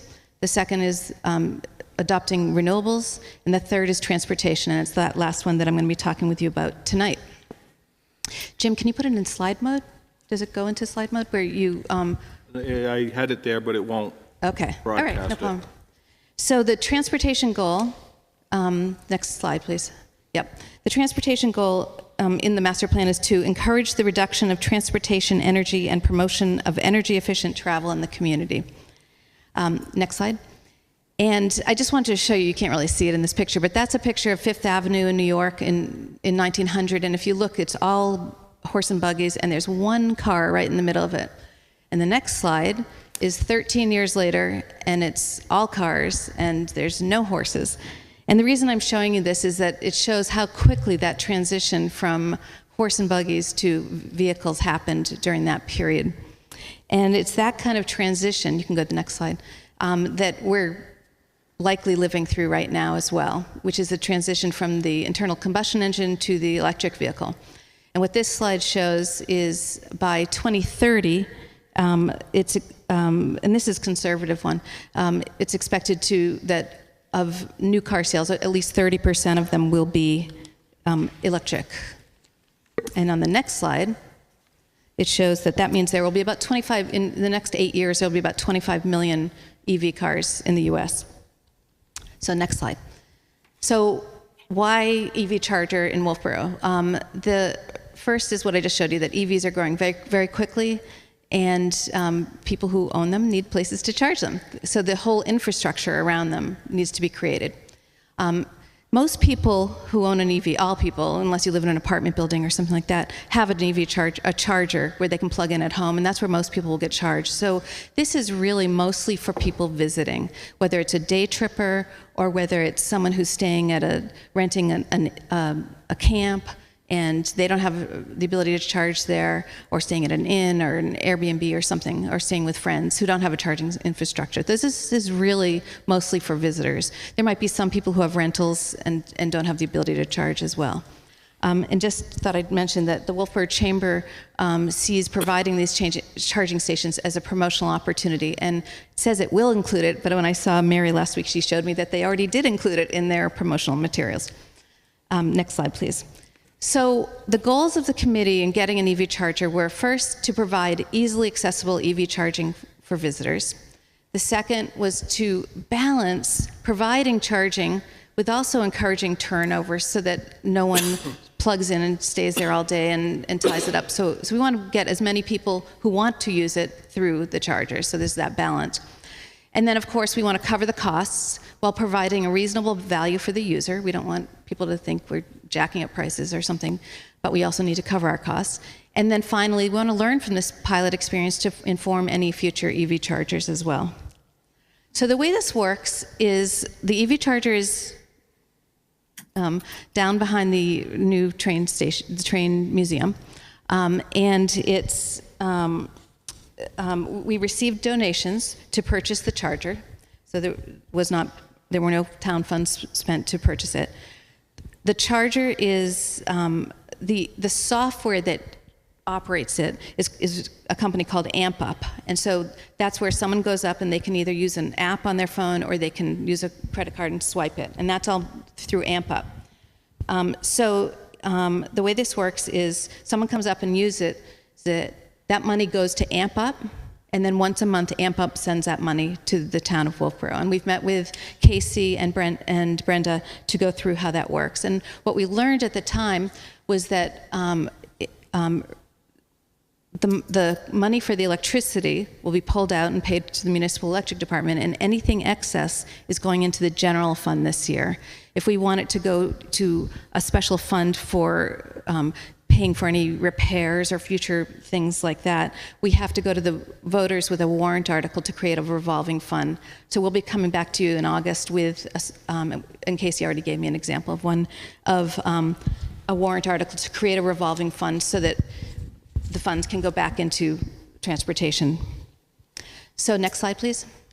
So that's basically how it works. So thanks to these donors, the chargers are paid for. I just want to be really clear about that. And in fact, there's excess money.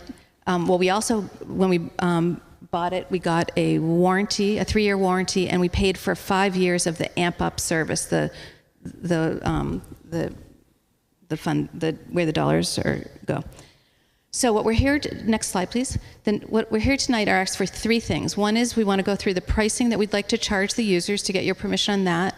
And secondly, a parking ordinance to prevent those who are not using the charging station from parking in those 2 spots reserved for the charging for electric vehicles. And third, the signage. Next slide. Okay, so the price to charge the user. So I'm just going to give you a little perspective. So again, this was purchased with donations, so we're not trying to, well, we'd like to recoup funds for any future chargers that we might need. This is paid for already. Secondly, I just want to let you know, this is the Wild West right now. There is no normal. Everyone you talk to, there's a different price, everyone's experimenting, and we certainly want to learn from this experience as well. And third, I think you received a Forbes magazine article, and it showed the New Hampshire average cost is 29 cents per kilowatt hour, which I was surprised about, because if you go to the next slide, this shows all the charging stations in New Hampshire. You see the Lake Winnipesaukee in the middle, and just to the right, there's a little green dot. That's the Tesla station at the Wolfeboro Inn. Most of those charging stations are either car dealerships, which hotels, restaurants, places of work that are either offering this as a service, so they don't even charge. Most of those they don't even charge for, so I don't know where Forbes even got that number, but anyways. So, so what we did was we called around to any of the next slide please, the municipalities that have them, and so this is really the key slide here. So we spoke with Durham, Dover, Portsmouth, and Peterborough. 3 of those are actually in a parking garage, so you're paying for parking, and plus you're paying for the charge. Peterborough, which is a town similar in size to us, although a completely different summer tourism than we have. So these, I'll just go through quickly what they're charging. So Durham's in a paid parking lot. They charge 25 cents a kilowatt hour, no parking fee for first 2 hours, and after 2 hours they add a fee of $2 per hour because they want to move you through. And that's often called an idle fee. The second one is Dover, parking garage, $1 an hour. Then they charge $2.50 per hour. And Brian has calculated, it really depends on your vehicle as to how fast you can charge and how much electricity you use. But $1.50 an hour for a small electric vehicle is about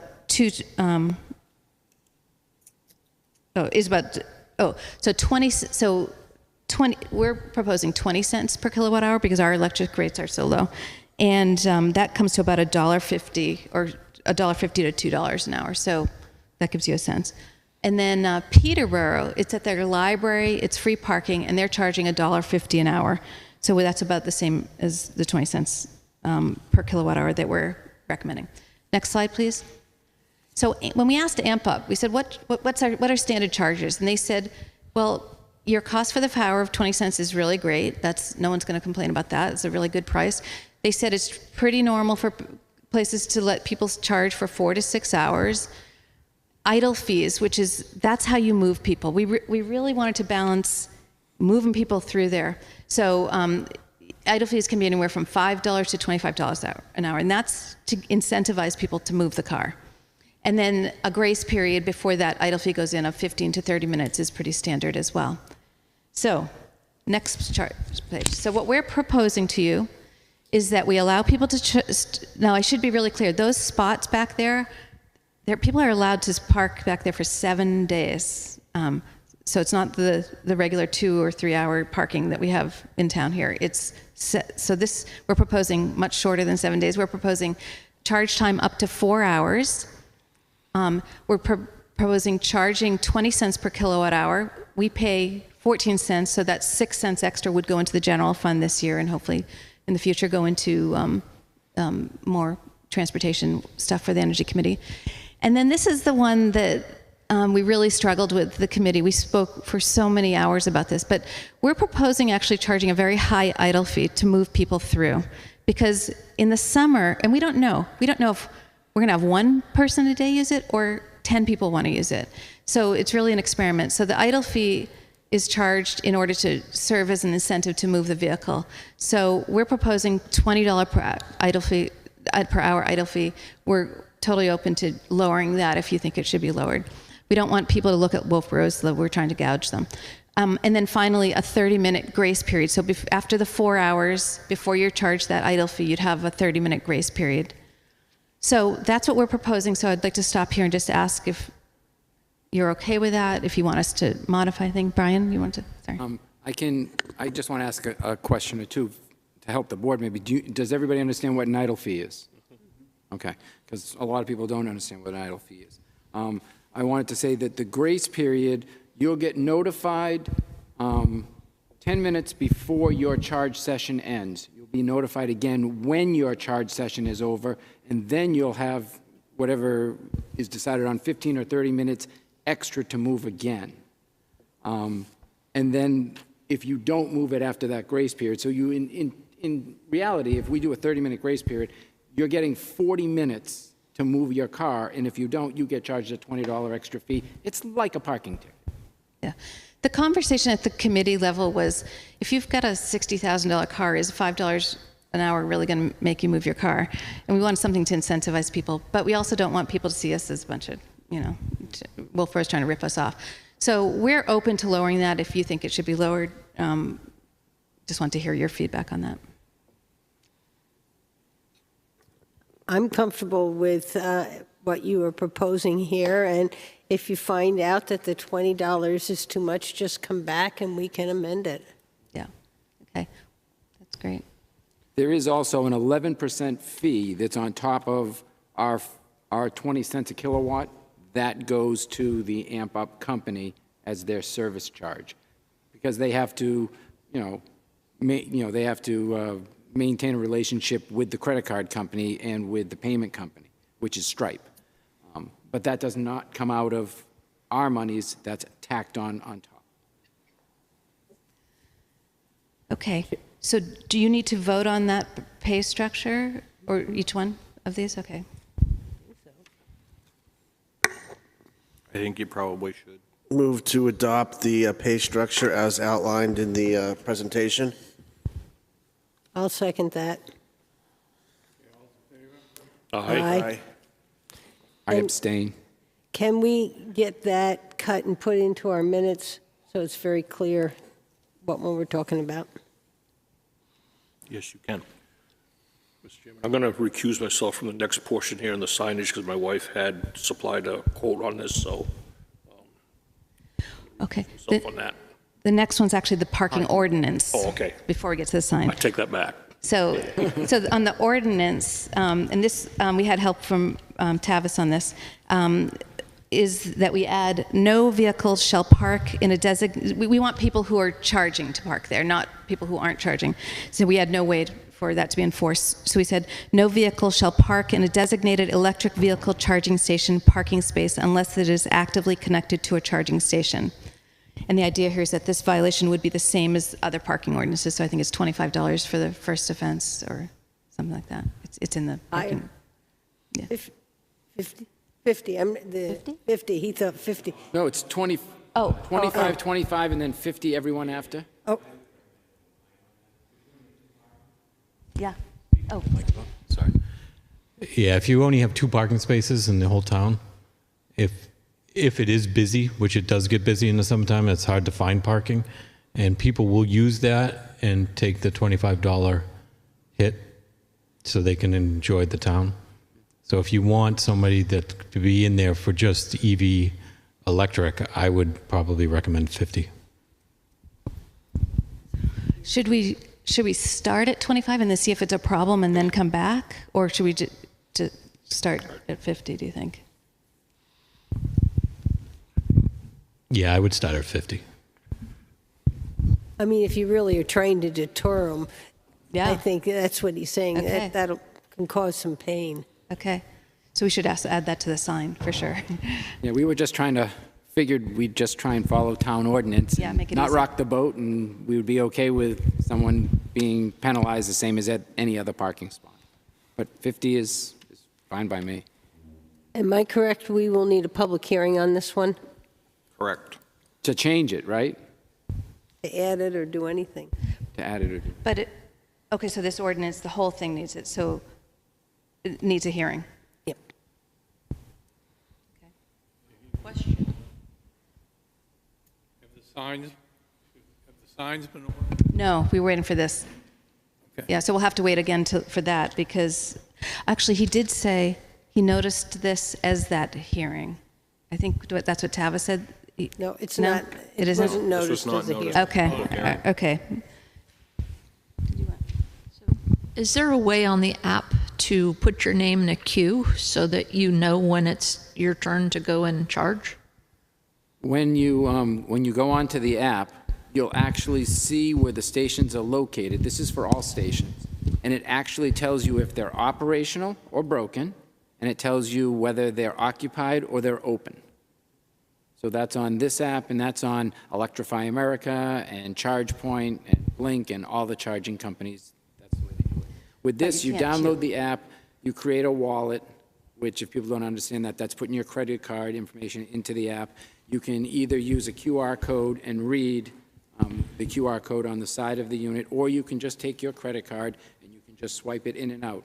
We went that route because that is the way California is now starting to do it in Colorado. They're going to require all new equipment going in to have that, because as this technology progresses, there are going to be a lot more older, used, much more affordable EVs out there, and there may be people that don't have smartphones and people that don't understand or use apps or whatnot, so they're trying to make it more universal. Yeah, so there is no way to queue. You just have to hang out there and hope that they move. Okay, so the parking ordinance, then, do you vote on that, or do you wait till, how does this work? Wait until we hold the public hearing. I've got to go through the public hearing schedule and review that, so. Does the signage need to list the fine for parking there? I think we should, because it will be an incentive. How many days do you need notice? You remember? I don't remember if it's 7 or 14. It's one or the other. Okay. Is it possible for us to, well, let's go to the sign, but is it possible for us to get the sign made without the information on the ordinance and then put something at the bottom about the ordinance if it passes? That was one of the things I was thinking you could do. Kind of a smaller sign. Exactly. Yeah. So it says, $50 fine for, blah, blah, blah. Could leave a little blank spot on the bottom of the sign, too, and he can just add it. Yep. Okay, so we'll move on from that one to the last thing, which is the sign itself, which is the next slide. So Brian actually had this wonderful idea. You can't really see it in this, but this sign is designed to look like the signs coming into town, and at the top of that is a little decorative thing like the one coming into town. And so it just says electric vehicle charging only, so it makes it very clear in big letters. And then it says, actually I can't even see what it says there. I have 4-hour maximum charge time. Thank you. 4-hour maximum charge time, and then it lists, and then it says idle fee charged. Yes. And all that information will be on the actual, the credit card and stuff. Yeah. And then it just lists the funders, the donors, and those will be actually alphabetical. They're not alphabetical there. This is only 12 inches. There are two of them, one at the end of each one, only 12 by 18 inches, and they're made of PVC. They're on they're worried about vandalism. That's my biggest concern there. So it's on a very thick pressure-treated post that's covered with white PVC, so that it's going to be hard to knock over, but I'm more worried about the two signs, yeah. Yeah, one at the end of each. Yeah, and two-sided signs. Two-sided, yes, so you can see it from the rail trail as well, the path. And that makes sense, because I've been down there with the charger quite a bit lately, and lots of people have said, oh, chargers, or other questions about it, and, does that charge a car, and stuff like that. Okay. Two signs. Gotcha. So what we would need to add here is below that is something about, have something attached to that, which would say, per parking ordinance, Might be able to leave $50 fine for non-charging. You might be able to leave a little space on the bottom of the sign that says $50 fine for non-EV car. Non-charging. Non-charging, non-EV vehicles or Yeah. non-electric. Yeah, we could come back with that. Or you could put all the fine there and just not put the amount. That's a good point. Oh, yeah, just fine charge, in case we have to stay with the 25. Yeah. That's why it says idle fees, and we're not specifying the idle fees. And all this information anyways, the idle fees and the charges on people's phones when they go to charge, so they'll know what the cost is. So, Jim, so can we, without having the ordinance, if this is approved, get this made and ready and actually installed? without having a parking ordinance. So in other words, it would still fall under the 7-day allowed time there. No, no, it would be all right to have it and with the 4 hours, because that's not part of the, is that part of the ordinance? Yeah, that is part of the ordinance. We just couldn't enforce it. No, it's not part of the ordinance. The ordinance doesn't say anything about 4 hours or anything. It just says you have to be charging to be parked there. That's all. Not. Yeah. When you're not a charging car and you're a guest car and pull up and sit there. That's what you're getting after. Yeah. We just can't enforce it until the ordinance passes. If that's okay to go ahead? Okay. As long as the board has no issue with it, I see no issue. I don't have I'm an just issue. trying to research the time. I mean, we got the 4th of July coming up. Let's get this thing. Right, that's what we're trying to get at. So do you need to vote on the sign? Yep. Okay. I'll make a motion that we approve the sign as showed to us in the handout.